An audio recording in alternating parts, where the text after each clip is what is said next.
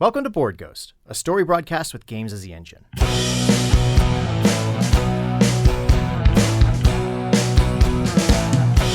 If living is a highway, then heaven is a bus stop. Been waiting for a minute there, but has it been forever? 'Cause dying don't agree with me, no. Dying don't agree with me, no.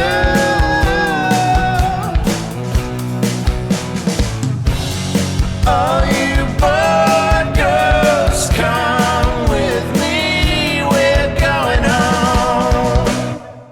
We believe you're out there, hungry for stories for shared experiences. We can't see you, can't hear you, yet we will play for you. This night's offering is Fiasco. To learn more about how Fiasco's played and how we generated our story, please check out our primer episode. We're going to be playing the playset Little Town Dark Woods by Simon Brake, and we're using the Fiasco Mobile App. And that brings us to our introduction of our humble players. Myself, John Holt. With you as always, Ken Breese. Hi, I'm Tiffany Cook. I'm Tim Rodriguez. Welcome.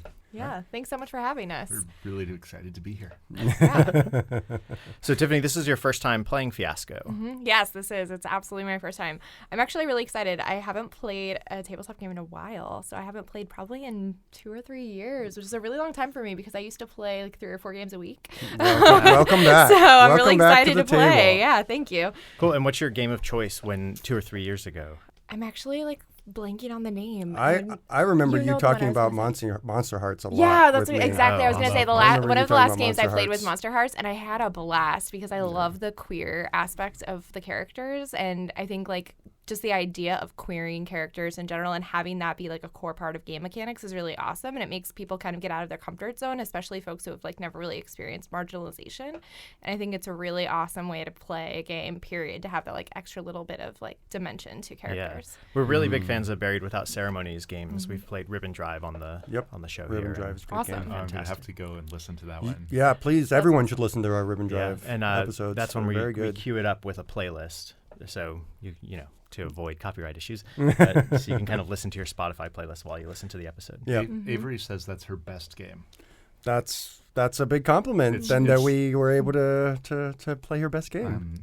I'm excited. Monster Hearts is one of my desert island games. Yeah. Like, absolutely no question. It is one of my favorite games of all time. Tim, you have written the Fiasco app. I have. I made an app called Fiasco Mobile. It contains lots and lots of playsets. It's just an app that goes on your phone, or there's a web interface to it.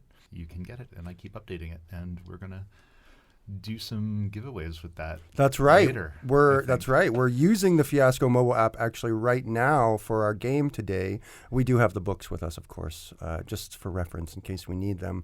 But the app is looking really good, and indeed, we'll have some giveaways for some promo codes for the app, which normally retails for $2. Yeah, so. And it's on the Apple Store and on Android? Apple Store, Android, and if you don't have a smartphone or tablet, you can use it on your computer at fiascomobile.com. Thank you, Tim, for helping us out with that. Oh, my Yeah, pleasure. and we'll try to put a little more information near the end of the show. We're going to be playing this Fiasco Little Town Dark Woods.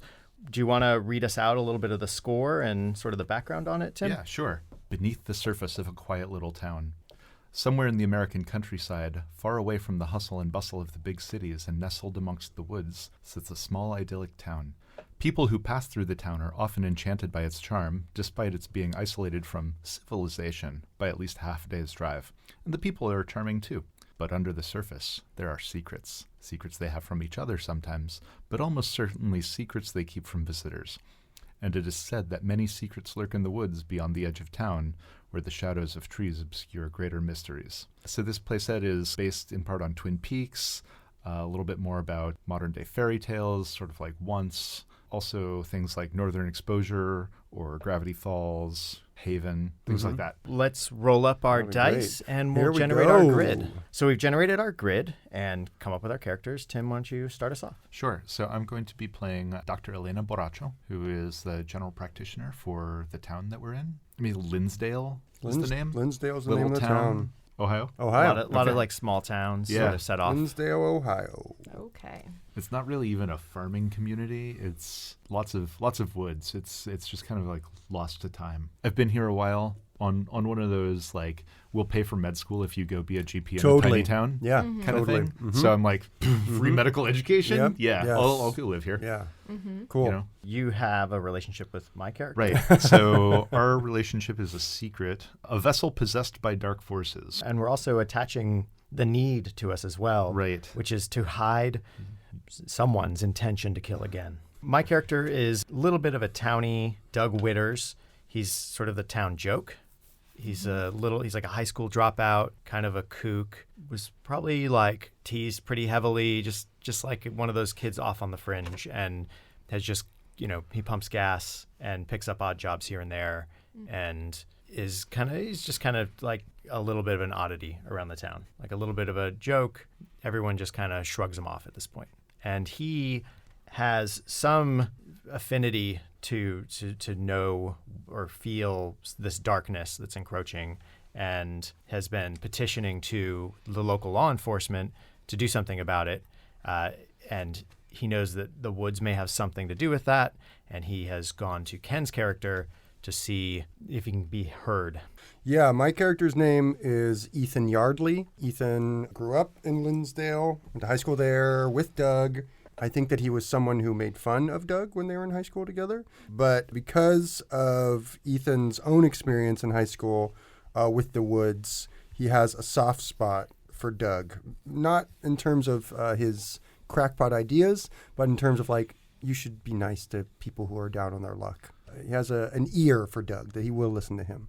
So yeah, Ethan Yardley is the deputy sheriff of Linsdale, Ohio. He grew up there. He's like sort of like a local boy done well. He had a troubled history when he was in high school. He was into drugs and rock and roll and vandalism and, I don't know, starting bonfires in the woods. Who knows? All different types of stuff. And he had a partner in crime, which is Tiffany's character, have an object that has been attached to their relationship as young rebels in school. And that object is an omen. A near-death experience provides answers. So my character is Gey Dawn. So she's also somebody who grew up in Linsdale and did have a pretty close relationship with Ethan in high school. They were a part of a garage band together in that young rebellious time. But that near-death experience, which we will get into in a little bit, definitely led her down a completely different path. So she's really a social outcast and lives at home, is on Social Security, is extremely depressed and paranoid, has a really hard time leaving the house. When she does, she's very fearful of the other town folks, including people that she grew up with. So she's got a lot going on for herself, both internally, and really she has this relationship with her provider, Dr. Elena Baracho, that has been really helpful for her, and one of the few things that she kind of like grasps onto in order to kind of make her way through her life. And so one of the things that comes up, though, is that she has this experience and paranoia around somebody trying to kill her, and that's where this is all rooted. And so she has a need to find answers about who tried to kill her. One more quick overview of our grid, or between Tim's character and myself, Dr. Elena Baracho. There is a secret, a vessel possessed by dark forces, and we've also attached a need to hide your intentions to kill again. My character, Doug Witters, also has a relationship with Ken's character. It's an out-of-town, lost-in-the-woods relationship with an attached location, local law enforcement, a stakeout of property in the woods. And then Ken's character, Ethan Yardley, has a relationship with Gey Dawn, Tiffany's character. School, young rebels is their relationship, and an object attached to that relationship is omens, a near-death experience, provides answers. And between Tiffany and Tim, there's a professional doctor-patient relationship, and attached is a need to find answers about who tried to kill you. And from there, we'll roll into our story. First scene.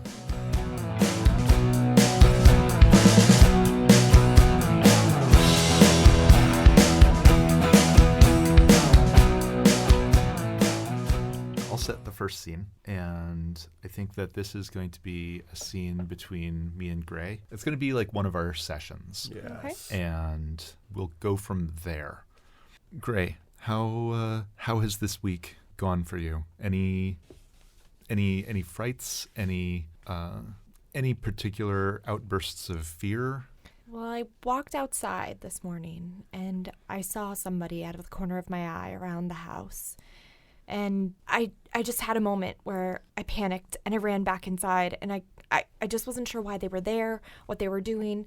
And clearly being inside was safer. So I understand that it's frankly terrifying, but if you consider that life is lived outside of the home, and I think that you've expressed to me before that you are a person who wants to live a full life as best you can. I think it's important to try and take steps. I think it's really brave that you got that first step out. I think you need to push harder, right? Face those fears of going outside. Face that darkness that you kind of see out of the corner of your eye. This is a safe town. This is a safe place, and How can you be so sure it's safe? it's a really interesting question. What makes you sure that it's unsafe? Well, there was this time, and I don't remember most of the things that happened, but I just remember being so afraid and not knowing what to do, and I couldn't move. And there was something there. I know there was something there, but I don't know what it was. It was just there, and it was present, and I didn't know what to do, and I was dying, and I'm not even sure sometimes that I'm even alive. And leaving the house, I'm just not sure why I should put myself out there when that could happen again. I hear you, and I want you to know that kind of fear is something that we both face in certain ways and in certain kinds of experiences, but it's critical for us, for both of us, to face that fear, to embrace it, and for us to make ourselves stronger with it. What if you imagined yourself as completely invincible and cannot be hurt? You don't have to do anything with that yet, but try that for a week. And I want you to, at the end of that week, after practice, I want you to walk into the woods. You don't have to go far, 20 feet. Keep the road in sight, but push in. Yeah, we think that it's going to go poorly for Dr. Elena Borracho as the scene sort of is coming to its apex. What do you think about pushing into the woods, Gray? That's where it happened. I'm not going in there again. I need you to go in there. But why? Why would I go there? This is going to make you stronger for what comes next. No, there's no need for me to be in the woods. There is absolutely a need for you to go in the woods. Don't get excited. Don't get hysterical. I want you to push yourself. What? Why are you trying to make me do this? I don't understand why. I'm trying why are to you? help you. No, Gray. I don't trust this. Gray, no, I'm no, trying to help you. No, stop. Gray. Stop. No. Whip pan to POV, hands.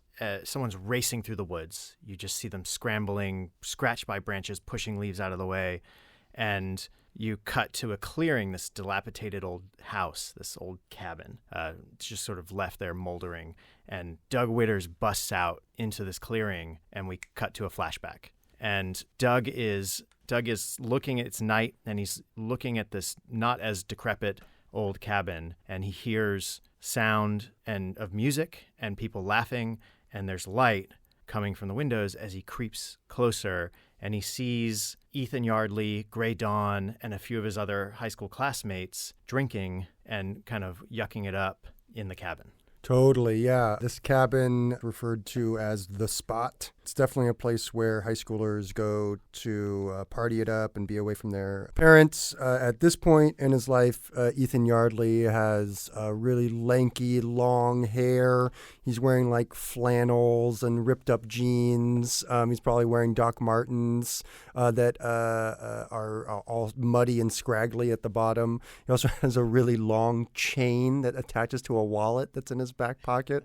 They have like a portable boombox that has like battery powered, and some Coleman camping lamps that they've sort of set up in different places. The spot has been, abandoned for years and years. And so, yeah, we're just partying it up and we're drinking and we're talking about how we're going to be famous musicians with our band, sort of partying. And Doug kind of peers in the window, and as he does so, he dislodges a bit of the molding, and you recognize that he's there. Deer in the headlights. Yeah. Ethan points and says, "The string bean's here, the string bean!"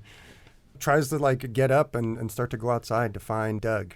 So Doug kind of trips as he backs away from the window and is scrambling back.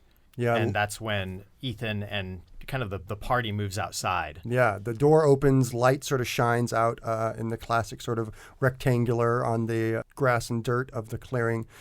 And the group comes out laughing and being like, "What is he doing here?" And, "Oh my God, I can't believe this is happening. What a creep." There's also, you have one of your high school buddy sidekicks is there too. And he's, he grabs me, picks me up. Yeah, it's Gus. Yeah, Loud slap on the back. What you doing, Witters?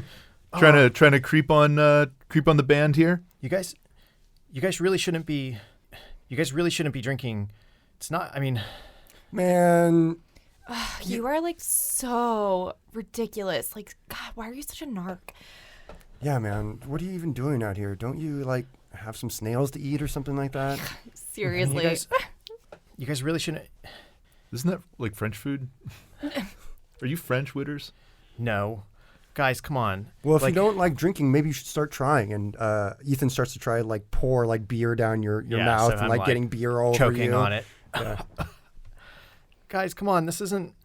Look, we're not supposed to be out here. Not on a night like tonight. What do you even mean? A night like tonight? Yeah, Come what are you on. talking about? Didn't you guys see the sky? What? What are you talking about? And you're pouring more beer down my throat. Yeah, I'm choking. just pouring it on your head at this point. Yeah, I you guys know about our town. What are you talking about? This town sucks, man. I can't wait to get out of here. Seriously. I think he's been reading the plaques at the local library again. Man. What? Nerd. Come on, narc nerd. Go do something else, man. And don't tell anybody you saw us here. Look, I just don't. Guys, come on. We can't be here. Not now. Well, It goes well for I him. think it's going to go well for him. for him. I think this is a weird turning point here. It feels Yeah. so you guys are just razzing him, Yeah. and he suddenly locks up. He's frozen in place. You're having trouble holding him. Yeah, Gus no, is. I think that Doug has just accidentally saved them all from the house collapsing. I think, yeah, it's the lights go out, the Coleman lights go out, just, and the music, the tape, you can hear it stretching Yeah. and slowing. It's going off speed, and that's when the roof goes in. Yeah, It's- the it's lights a- are flashing. I can see this as the weird, slow kind of collapse, crunching in as if some sort of outside force is crushing it. Yeah, the roof. Right, just it doesn't caving just in. fall. Yeah, it's it's Just still a kind of slow crunching. Yeah. and you guys cheese it and just drop Doug there, and that's when we cut back to now. No. And he's hyperventilating, staring at this half collapsed, moldering cabin. We're just going to keep that line, and it's present day. I think it's the next day, 11 a.m. Ethan, now older man, probably in his late 30s or early 40s, is dressed in the clean, crisp uniform, tan color. He's got brown and gold, different insignia on his shoulders and his chest. A hat as well, like a cowboy hat. He has what looks to be a sack lunch, maybe soup from the local soup shop. And he is knocking on Doug's front door. Doug? Hey, buddy, are you in there? Go away! You hear from the window next to the door. Come on, Doug. I got you clam chowder, man. Ethan, come on. This isn't... And you hear deadbolt being turned, chain lock being come out. There's 6 locks that click, and the door creaks open, quarter inch. Hey, buddy, you all right? Did you get my call? Yeah, man. Doug, I heard your message. But, I really need to come by and talk with you. You really freaked Miss Patterson out last night. She said you were running around in the woods. And I had to go to the spot. I understand, man. It's here. I thought you might need this. And he sort of offers the bag. And so a hand reaches out, it's all scratched up, and it pulls back. Well, And I kind of opened the door a little more and I listened to your message, Doug, and I mean, there's nothing out there. I've been out there a few times. The spot is where kids go to do weird stuff. I mean, I know that, I was an asshole to you when we were kids. And what happened at the spot that night, I'll never forget it. I mean, you saved our lives, you did. What happened at the spot?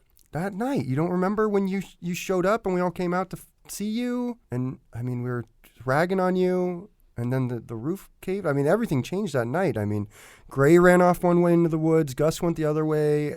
I mean, I haven't seen Gus for years. And Gray, I mean, she just doesn't come out anymore. I can't. I've knocked and hollered at her door for hours. And I don't remember. You sure that all happened? Yeah, of course I'm sure. I was there that night, Doug. I ran into the woods, and it was like there was some sort of thunderstorm behind me or something like that. I realized, I mean, Doug, I don't know if you know this. I've never told you this, but, I mean, the way that you saved us that night, it made me want to become a sheriff to help the people of our town and stop, I don't know, just really wasting my time on foolish dreams. I mean, I don't remember any of this. Man, I think Doug, you might need to talk to Dr. Baracho. I mean, she's been really helping people in the town. I'm hearing a lot of good things about her. Just sort of like a shadow passes across Doug's face. Yeah. But he still goes, I guess if you think it could help. Well, I mean, she's a highfalutin, psychiatrist that the state sent to us. It'd be a shame not to at least say hi. Maybe there's something she can do I don't know, just help you feel calmer. Yeah, maybe. But just do me a favor and don't go into the woods anymore, all right? You're freaking people out. And there's nothing at the spot. I mean, I pick up kids there from time to time, but they're just doing the same old bullshit that we were doing when we were kids. I don't know. I was out there last night, I think. Yeah, I know. I don't know why I keep going back there. Me neither, Doug. Me neither. But if you feel the need to go out there, I mean, maybe just stay off the Patterson's property when you're doing it. I think it seems to be going well. Mm-hmm. Yeah? Yeah, I agree. Okay, cool. Ethan is able to gain Doug's trust a little bit more, and Doug comes out of the house to sit on the porch and have lunch with Ethan, and they just sort of shoot the shit about the town. Yeah, I'll do what I can to stay out of the woods. I'll do my best. Yeah, that'd be best. I really hate those woods, Doug. It's almost like our town is a bright spot in the darkness. So I try and keep that flame burning bright. But the woods, there's nothing there for us. Can you give me a ride to the Morleys? I was supposed to paint. Yeah, of course. Come on, let's get in the car. So we flash back to the scene just a moment after the house begins to collapse. Yes. And as everybody is running off, Yes.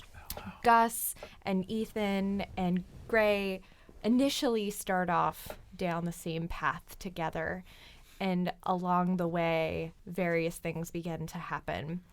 So they're initially cackling and laughing together, and I think that's where our scene starts, is that they are laughing at what just happened, assuming that nothing so terrible was actually occurring, that maybe this was just a joke. And Gray kind of goes, What was that? That was nuts! That was ridiculous. Like, what is he pulling back there? I can't even believe that he came up and tried to make that happen. I bet he has some like nerdy-ass electromagnets or something that he used to... I'm sure. I mean, I feel like he probably just did something to the foundation of that house and made it fall apart on us. What's his glitch? I don't know. He's so ridiculous. And then a shadow passes. And Gray turns, and chaos ensues. I think we might need to decide if this goes well or not now. Right actually. away. Okay. Yeah, it goes Yeah. poorly. Yeah. It goes very poorly. Goes very poorly. This is very Yeah. poorly for Gray. Yeah, it goes very poorly for her. So Gray turns towards the shadow and can't quite make out what it is. But there's a sudden panic, and her entire body crumples to the ground. And she's like, "Help! Help! Help!" and begins to scream and cower. The shadow has fallen over Ethan as well, and it's almost like he just goes flight response. His eyes just go super, super wide, and he's not hearing or seeing anything except the pathway forward to escape, and sort of disappears into the brush. Yeah, and similarly with Gus, just off in a different direction.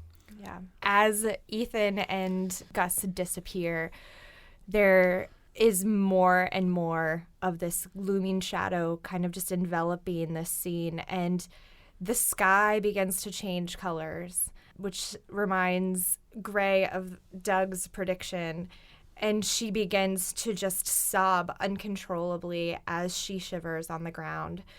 I would like to do a scene where Doug shows up to visit with Elena. Yeah, if you are inclined to drinking, we'll just have you show up at Elena's house. Yeah, my liquid courage. Yeah, your liquid courage like kicked in like after work hours, and so I'm stumbling in. I throw an empty bottle at your door. That's how I knock. No. You see sort of like my face at the window. Elena horchata. I open the door. Sorry for waking you up. It's 8:00. I wasn't in bed. I need some couch time. Are you feeling okay, Doug? I'm feeling a little better right now than usually. But, Miss Barracuda, Mr. Yardley, Ethan said I should talk to you. And can I talk to you? Yeah. Come in. No more throwing bottles inside. I'm out of bottles. Okay. And I sort of stumble in, shoulders hunched. All right, Douglas, sit down. I just kind of flump onto the couch and lay straight out. What did you come here for? You came to talk. What about? I've been forgetting things.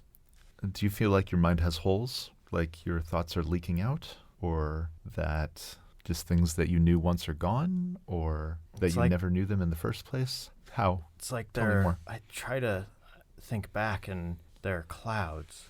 Just not holes, like it's obscured. Like walking through a dark mist. Interesting. What's the earliest thing that you remember? It was walking in the woods with our class. It was a field trip. We were all pretty young. Mm-hmm. And then there's some clouds, and Do you remember things other than the woods at this point? What did you have for lunch yesterday? I had soup today. But before that? Clouds. And what happened the other night? I went in the woods. I came to the spot. Do you know the spot? I've heard about it, yeah. But I don't remember getting there. I was there. So your memories apart from the woods seem to be covered in these clouds. Does that seem right to you? Yeah, but there's one part Ethan was telling me about. It's gone too, and it's about the woods. Ethan, I want to tell you. Doug, I want to tell you something.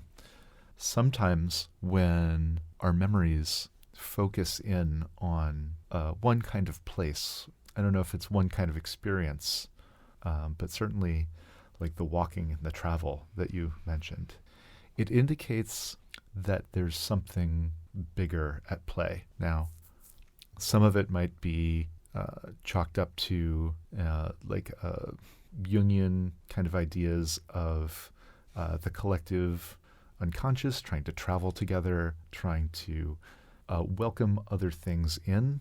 But if other things aside from this one location are all blocked out, it's indicative of, I think, perhaps something bigger, something special. We think that it's going to go poorly for Elena Baracho. Douglas, does the name Vashtu mean anything to you?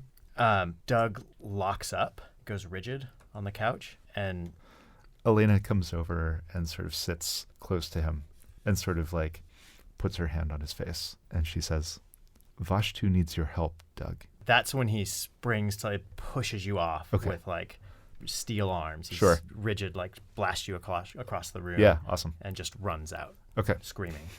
Nice. So it's later that same night. Yeah. Doug you've gotten a call. Yeah. that, Yeah. that Doug is like traipsing through people's properties again. Yeah. And this time you come out to find him. That's right. And where are we located? Between a couple people's yards, like a little bit out in the back of their lot, like back of their acreage in the woods, but not as deep as the spot yet. What's he doing? Is he doing any particular thing? Like, is he like, does he have like Right now he's can of gas and he's like just burning he's like things, or- stumbling forward. He's actually kind of like circling. You know, he's I spiraling in a got gyre you. towards. Yeah. So he's the- following a path. He's following Right. a path as far as he's concerned. Right. And Okay. that's where the flashlight comes up Yeah. on him, and his eyes, he's seeing through you. Okay, cool. So all right. So I'm in someone's backyard, and then I go a little bit of the ways into the woods. You hear like the rustling. And Yeah, Ethan sort of zips up his sort of bomber jacket, pulling a little closer, puts a hand on his firearm. He is very uncomfortable being in the woods. It's not a place he likes to go. He's also not afraid to do it. And he does put up his big flashlight and sort of puts the bullseye on Doug. It's like, oh man, Doug, come on, buddy. Takes a hand off the gun. Tries to sort of move over to him. Are you all right? What's going on? I need to get you out of my way. I need to get. I can't get out of your way, Doug. I'm sorry, man. He tries to push you out of the way. Yeah. Doug is wiry. He has upper body strength. But you've got a good foot on him. And Ethan works out a lot. Like he doesn't do much else. Is trained as well and sort of like steadies Doug. Have you been drinking? Doug, you smell horrible. When's the last time you took a shower, friend? He's just trying to like steady him and put a hand on his shoulder. So, he takes the light out of his face and more. Doug's fighting. He's putting you. it like on the ground, so it's sort of splashing up. Doug's fighting, and he goes limp.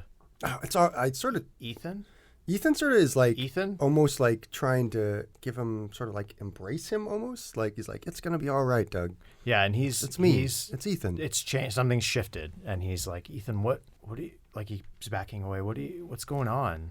Doug, you're running around people's properties like I asked you not to. You don't. Are you all right? I was Do you in not like know what's going on. I was right now? in Dr. Baracho's. Dr. Baracho's just like I think I was just there. You visited Dr. Baracho? That's good. That's Yeah, good. I think That's the last thing you remember is he in there? I mean, I shouldn't. Okay, so if she says like I threw a bottle at her house, I did that. I did do that. Okay. But- Okay. Well, she hasn't called me. There are no Okay. charges, but people are getting a bit concerned and annoyed, honestly. So come on, buddy. Let's get out of the woods, and I'll take you home. Do you need a cup of coffee or something like that? I think we need to. I think you should. We're already like halfway there. Let's go to the spot. Why? Why? Would that make you feel better? I think we need to go. Let's go there. Well, how does this scene go for Doug? I think it goes well. All right, Doug. All right. Let's go stake out the cabin, buddy. Yeah. I'll do that with you. We can go look at it tonight. We can. I have some coffee and a thermos in my cab. Let's go out there together and we can look at it. And I'll prove to you that nothing is going on out there. Okay? Yeah, but let's do it. Okay. And so we head off into the woods. Your mag light leading the way, so I'm not like stumbling through this time. There's actually some paths that we can follow if you don't cut directly or indirectly through.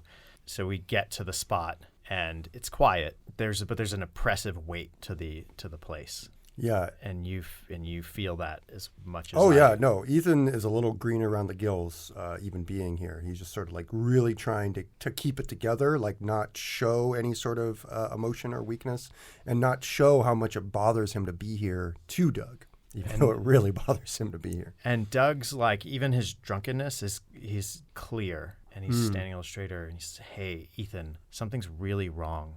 I don't know if we can trust I don't know." And then he loses it, and that's the end of his scene. And Ethan's just patting him on the back. It's okay, buddy. Ethan goes to visit the next day, goes to knock on the doctor's door, probably earlier in the morning, probably around 10 a.m. Ethan has his crisp clothes on, a new uniform, knocking on the door. Knock, knock, knock, Sure. knock, knock, knock. Door opens. Oh, good morning, Doctor. Good morning, I'm Sheriff. Allow me. Yeah, I'm Sheriff Yardley. Ethan's fine. Ethan? Yeah. May I come in? Yes, please. Of Thank course. you. Comes in. Oh, nice place you have here. You've decorated it quite nicely. Oh, thank you. Yeah, you're It's welcome. A little bit. Yeah, we haven't had a chance to speak since you got into town. How's everything been going for you? Things are going pretty well. Good. I'm glad to be helping the community out. you know. I'm only hearing good things. Yeah, thank you so much. Definitely. I suppose that you're here about It's a Mr. social call. Witters. It's a social call. I had a call, not a social call, last night about Mr. Witters, Oh, dear. and everything's fine with him. He's just been just a troublemaker here for many years, but he really is a good guy. There's just something not right upstairs. He's No offense. No. I'm no expert, of course. he's experiencing some troubles, and I have That's for I sure. have some inclination. I have some indications of some thoughts on something that might help, but That's great. So he came over yesterday. he Then. did. Good. But Good. that's So he mentioned when I found him last night that he was having some sort of blackout and he didn't remember anything that was going on except for being here. Is there anything that you observed or anything that may have happened? I wish I could help you out there, Mhm. but doctor-patient relationship. I and understand. He is having some trouble. You know that he's Sure. I think that I can help him if he's inclined to seek it. Yes. Yeah. Well, he's a good guy and he does want help. That seems clear to me, and I hope he comes back. You seem to be his friend, and I hope you'll. I'm a friend of everyone in the town. I hope you'll. Not everybody comes to the same person specifically. Calling out my. Ethan said I should come here. Right. That it suggests to me a certain kind of relationship. Doug and I went to high school together. We're both from this town. We've known each other a long time, Yeah. and he's been down on his luck for a long time. And we're not a big community here, so we really got to reach out and help each other. Well, I'm glad to see that happening. Yeah, that's important. It's important to me, and it's important to Linsdale. But I really do have to ask you, not trying to violate your confidentiality, but if you can maybe keep any outcomes of your sessions where he might go blacking out and running out in the town to a minimum, that'd be great. I definitely want to make sure he's getting help here. I hope that situation improves. All right. Yeah. Well, let's keep an eye on it. I think that I can help him, but it requires a lot of effort, and there's some aspects of things that you just can't control. I can fully appreciate that, and I'll do my best to try and make sure he makes visits to visit you. I think hopefully it'll be good for him. Considering what you've told me, I have some other. I found him in the woods. He seemed very, very insistent to visit a ruined cabin out there. So we went there and checked it out, and nothing was going on, just like I told him. Well, I think that seems good. A lot of, as I'm sure that you're aware, a lot of the woods consumes a lot of his thoughts and. Yeah. And frankly, his ability to remember things. Yeah. That's a real weird psychosis. Have you ever seen anything like that before? You've heard anything I've probably like that? said too much at this point. Okay, I'm right. sorry. Right. Well, listen, there's one other thing I wanted to ask you about. Yeah. So I heard that you have been treating Gey Dawn. She comes to visit sometimes. Yes. This does not go well for my character, I'm being told. I sort of start to show myself a little bit more, and I say, is she doing all right? Is she okay? You're starting to ask a little bit too closely, Sheriff Yardley. And I need to remind you of both of our professional capacities in this. yeah. I assume that, considering that she grew up in this town as well, that you were close, are or were, and that perhaps you have some feelings I that... haven't spoken with her in years, but... well, perhaps that's one of the problems that you have. Well, I do the best I can. I pay her rent. I make sure her utilities are taken care of. But that sounds like a very generous thing to do. It's important. But if you have questions about her well-being, you need to speak to her. I should probably follow your advice there. And yes, you should. And with that, Tips' Cap leaves the residence. Gray is in her home and is disheveled. It's clear that she has not showered in days and is curled up on her bed, is not quite with it right now. She's surrounded by drawings on the wall, on various pieces of paper. There's scattered sheets from books that have clearly been torn up and written on. And there are visible V's all over the walls and the floors and these pieces of paper. And she's kind of rocking to herself and then has a moment. This is later after Ethan and Elena had their conversation, and she suddenly just has this like desire to talk to Ethan and hasn't talked to him in years, but suddenly there's just this like, Ethan! And she grabs her phone and dials Ethan's number. And Ethan answers. Sheriff Yardley. Ethan? Yes? Who is this? Ethan, it's Gray. Gray? It's Gray. Gray, are you all right? What's going on? I don't know. I don't know. Are you at home? Yeah, I'm going here. to come over, okay? Can you please? Okay, I'll be there in just a few moments. Okay. All right? Okay. I'm going to go get in the truck right now. Okay. I'll be there in 3 minutes, 5 minutes. Okay. Okay, I'll see you soon. Okay. Hold on. And she hangs up the phone and she starts pacing around her room in circles. And soon she hears a knock. Ethan, is that you?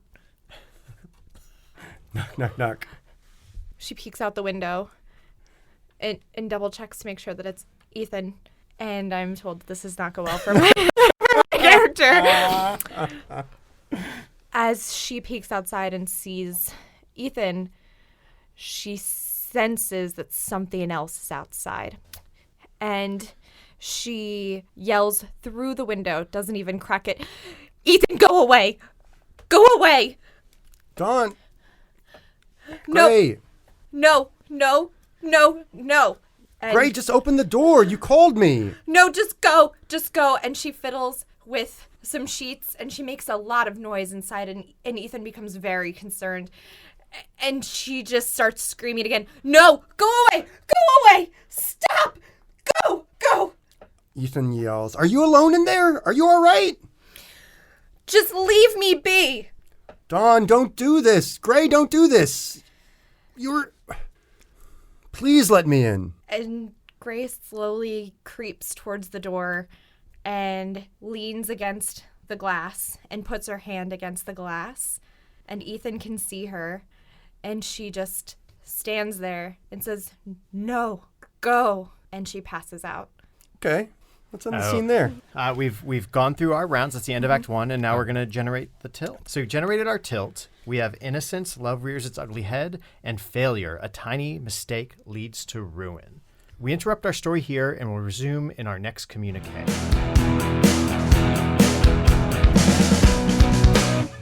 I was one of your players, John Holt. You can find me on Twitter at Lord Joho. Ken, where can people find you? I can't still find you on Snapchat anymore? Sorry. No, I'm off Snapchat. I'm Ken Breese. You can find me at burlingsbeard.com. That's BERLINGS. I'm also on Twitter and Instagram under those names. Please check me out. And I'm Tiffany Cook. You can find me at Tiffany E as in Elizabeth Cook on Twitter, Instagram, Tumblr, etc. I'm Tim Rodriguez, and you can find me on Twitter at Dice Food Lodging. All right. We are having a contest. Recent guest and friend of the podcast, Tim Rodriguez, provided us a number of codes for his official Fiasco mobile app. To distribute these codes, we're going to crowdsource and make a listener and us generated Fiasco Play Set, a Board Ghost play set for 2016. The theme is Purgatory, sort of the way station on the way to your final reward. So basically where us board ghosts just have to hang out. Each Fiasco playset is made up of 4 tables: relationships, needs, locations, and objects. What we need your help with is filling the 6 categories in each of these tables, and in those categories, the 6 elements. So if you provide us with 1 category and the 6 elements, that's 1 contribution.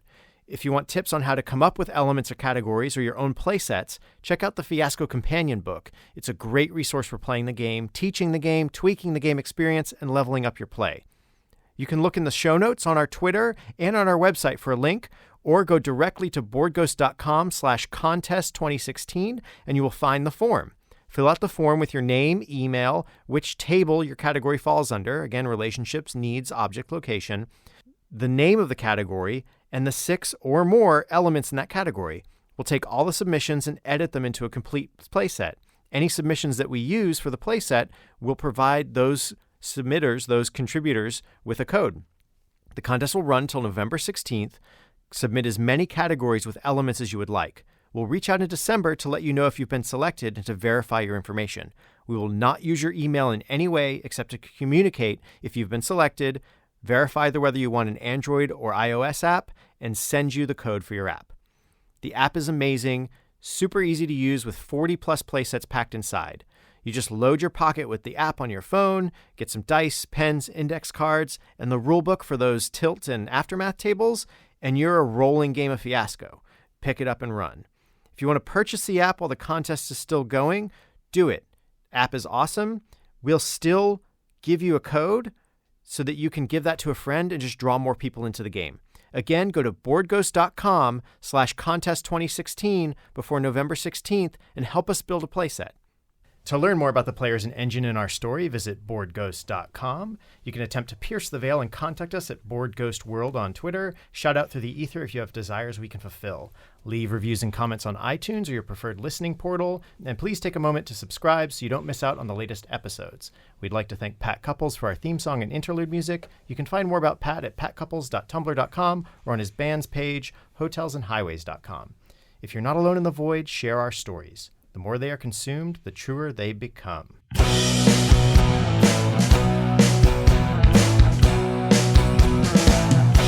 If living is a highway, then heaven is a bus stop. Been waiting for a minute there.